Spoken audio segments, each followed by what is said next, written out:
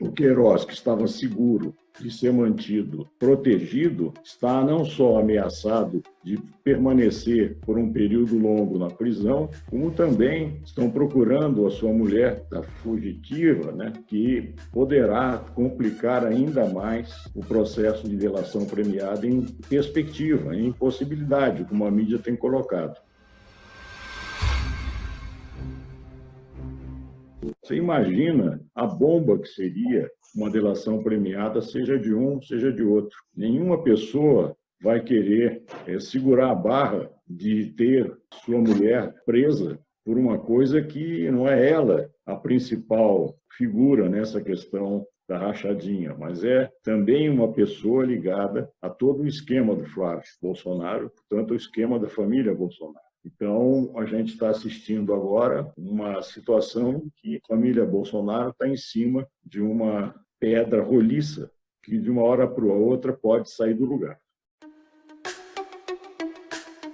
É complicado, né, amigo? Porque a gente imaginava que a saída do Moro, a briga dele com o Moro, fosse dar um enfraquecimento muito forte a ele. Pessoalmente, inclusive. Mas não, ele foi para cima, né? E as pesquisas mostraram também que não abalou muito, ainda que uma parte do seu eleitorado, de sua base de apoio, inclusive essa classe média, tenha mantido o seu apoio ao Moro contra ele, ou seja, uma percentagem menor. Mas quando atacam os filhos dele, porque é onde ele tem força nos filhos dele. E os filhos são o calcanhar de Aquiles dele.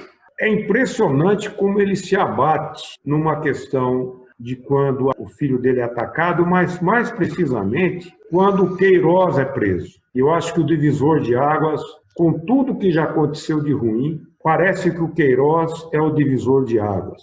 A milícia que a gente pensava fosse o apoio do governo, quando retira o gerente dessa organização, mostra-se não só para a população, para o Brasil, para a nação, mas fundamentalmente para os militares de alta patente, que esse talvez seja um governo de milícia. Os militares teriam essa dúvida, porque ele se enfraqueceu demais, ele se abateu demais.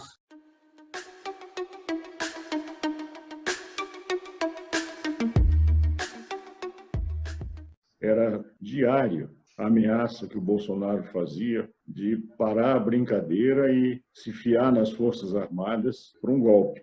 E a gente chegou realmente às raias de achar que isso poderia acontecer mesmo, né? Não foi brincadeira. Então, só se falava em democracia. A oposição forte à iniciativa do Bolsonaro de ameaçar com ditadura foram movimentos civis defendendo a democracia, defendendo o Supremo, defendendo os órgãos de controle e as instituições. E o Bolsonaro dizia, no fundo, que a Constituição, no fundo, era ele, era a interpretação dele. E não era só ele, era o Augusto Heleno também a dar seus recados e até o ministro da Defesa num passeio de helicóptero com ele para saudar a população de manhã em Brasília. Foi apoiar o Bolsonaro. Então, ficou assim, parecendo que os militares estariam embarcando nessa aventura com o Bolsonaro. Você bem falou, o pessoal das Forças Armadas, as altas patentes, elas não apoiam as milícias. Pelo contrário, as milícias é um fator de desestabilização social pesada. Há que considerar que você tem um efetivo da Polícia Militar e Polícia Civil que obedecem ao Estado e não ao governo federal, onde vicejam as milícias, onde tem um apoio. A gente viu isso em Fortaleza, atacaram lá o Cid Gomes. A gente está acostumado a ver, principalmente o pessoal do Rio de Janeiro, a atuação das milícias, um domínio muito grande das comunidades, uma atuação assim pior que máfia. Então, os militares, eu digo assim, as altas patentes, não estão embarcando. Deram sinais claros de que não embarcariam nessa aventura e deram um chega para lá no Bolsonaro, ele ficar quieto. E tudo isso coincidiu com a prisão do Queiroz. Então, nós estamos assistindo a um outro filme agora. bem diferente, onde progride as ações junto ao Supremo, junto ao Tribunal de Justiça do Rio, e onde Bolsonaro tenta desesperadamente ainda tentar salvar pelo menos o seu filho Flávio Bolsonaro, que está numa situação muito complicada. Ele e o Carlos agora, que também tentou se esquivar de um processo onde ele estaria com funcionários fantasmas, um golpe em cima das finanças públicas, uma apropriação indébita que a família Bolsonaro faz, que é trabalhar com funcionários fantasmas. Isso já estava aprovado. E agora a Justiça também vai trilhar esse caminho, que seria mais uma derrota ainda dessa família.